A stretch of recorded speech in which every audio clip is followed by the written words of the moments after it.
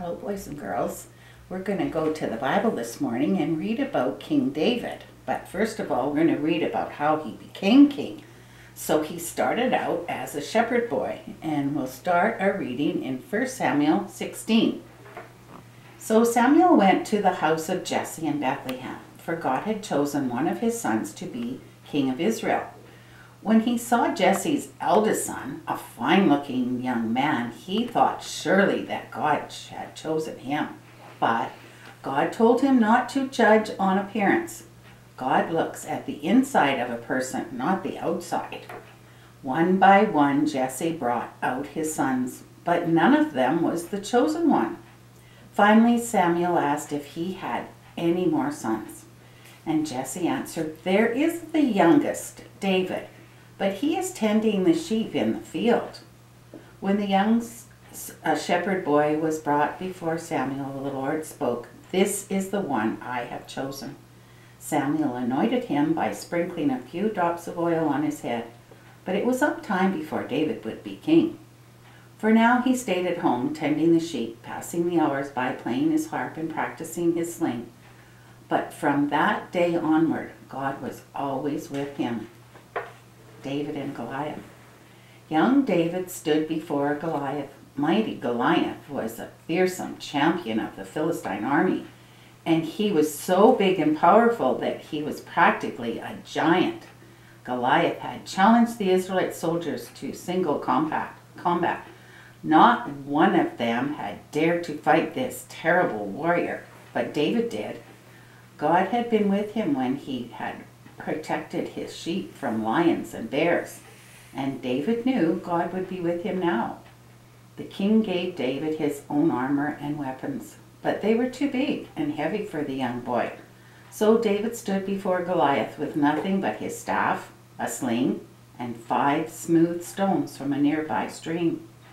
Goliath laughed when he saw the young shepherd boy, but David fearlessly ran towards him, putting a stone in his sling and flinging it with his might.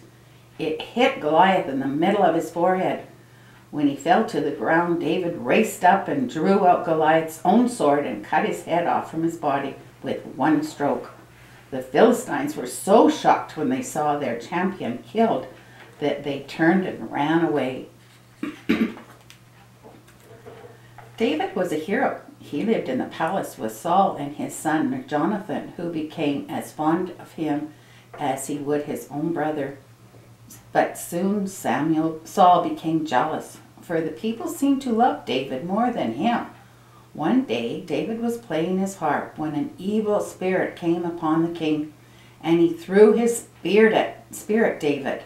When it missed, Saul became fearful, for he saw that God had left him and was now with David. Saul fought again and again and tried to kill David, and in the end David had to flee the palace. Jonathan hoped to persuade his father to forgive David, so they agreed on one sign which would show whether it was safe for David to return. "I will go with my servant and shoot 3 arrows," said Jonathan. "Then I will send the boy to fetch them. If I say to him, 'Look, the arrows are on this side of you, bring them here,' then it is safe for you to come home. But if I say, 'Look, the arrows are beyond you,' then you must go, for your life is in danger." Jonathan tried to speak to the king, but Saul became furious, and his son realized he would never change his mind. The next day, Jonathan went to the woods where David lay hiding and shot his arrows. As his son ran to fetch them, he called out, "Isn't the arrow beyond you? Be quick!" And David was filled with sorrow. Jonathan sent the boy back to the palace ahead of him, and the 2 friends hugged one another and said a sad farewell. David spares Saul. Saul did not forget his hatred of David and searched for him throughout the land. A day came when David held Saul's life in his hand. He and his men were hiding in a cave. When Saul himself came in, needing to go to the toilet, David managed to creep up and cut off a corner of Saul's robe. His soldiers whispered to him that God had delivered his enemies into his hand, but David didn't want to harm Saul. As Saul left the cave, David called after him and showed him the piece of his robe. "You see," he said to Saul, "you should not believe those who tell you I am a danger to you, or that I want your throne. I would never harm you." Saul felt humbled by David's goodness and mercy and asked David to forgive him. For a while there was peace between them, but it didn't last long. David and Abigail. Now we're in 1 Samuel chapter 25.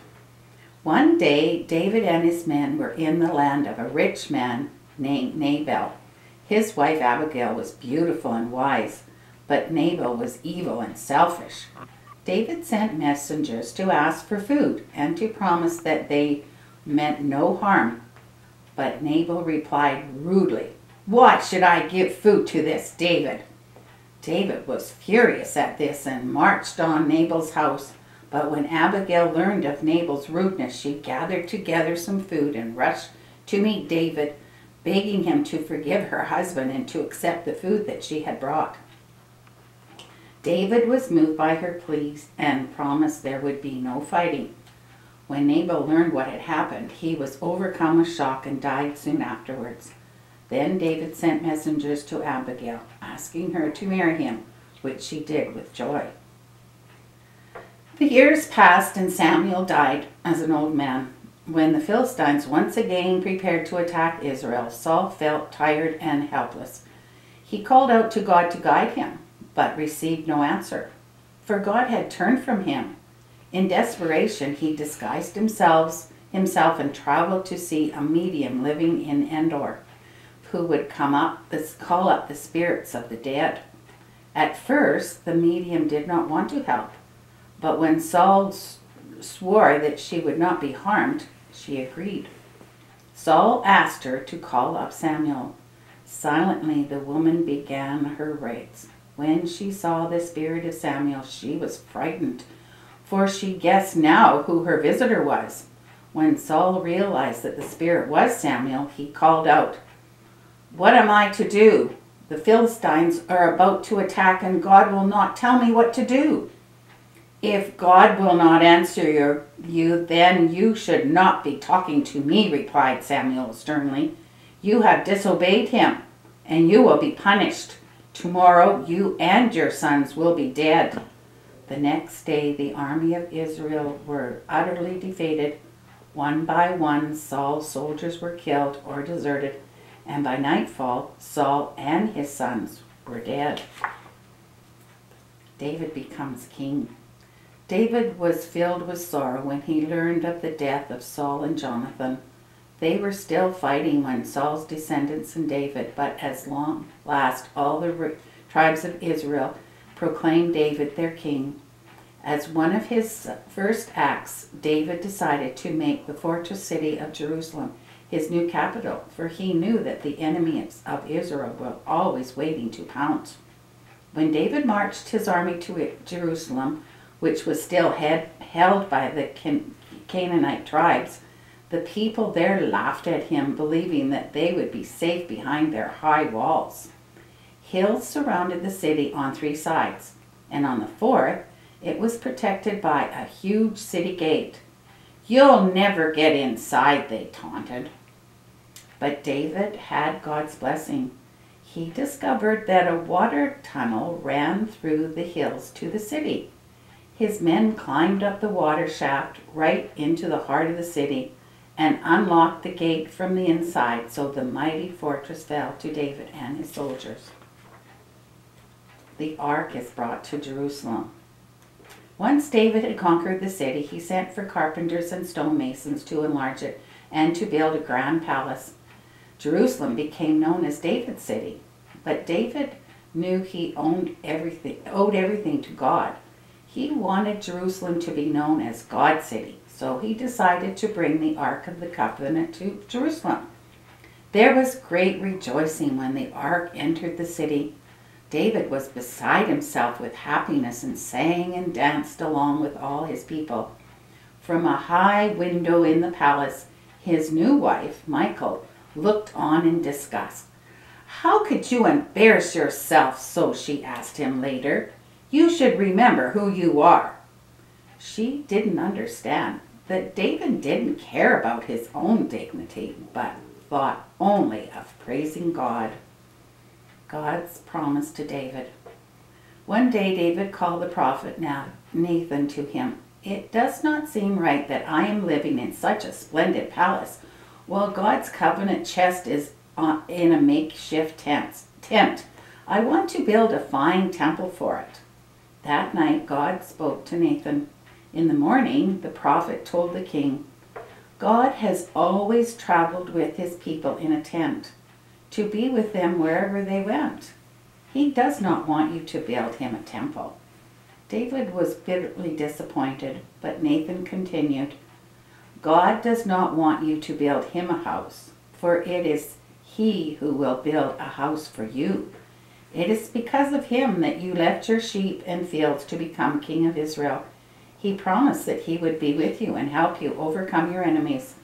With his guidance, you will become the greatest king upon the earth, and your sons will be kings of Israel after you." David was filled with gratitude. When Nathan was gone, David gave his thanks to God in a heartfelt prayer. He had wanted to do something for God, but God had done something wonderful for him, a simple shepherd boy instead. Now I've got one more story, and it's the story of one of the relatives of Jonathan, and it's called David is Kind. Even though he was now king, David did not forget his dear friend Jonathan. He asked his advisor to find out if any of Jonathan's friends' family were still living, for he wanted to do something for them if he could. At last they found a servant who told them that a son of Jonathan's was still living, but that he was crippled in both feet. His name was Mephibosheth. David sent for Mephibosheth, and when he was brought before the king, he bowed down low before him. "Do not be afraid," said David to Mephibosheth. "I will make sure that all the land that belongs to your grandfather Saul is given back to you, and you will always eat at my table." Mephibosheth bent before the king. "Who am I that I should be honored, that you should honor me so?" "You are the son of Jonathan, who was my dearest friend," replied David. And so Mephibosheth moved to Jerusalem and was always welcomed at David's table. So that's the story of David. And remember what we talked about, that God looks at the heart, not at the appearance. Our next story next time is going to be talking about that as well. Thanks for listening. Bye for now.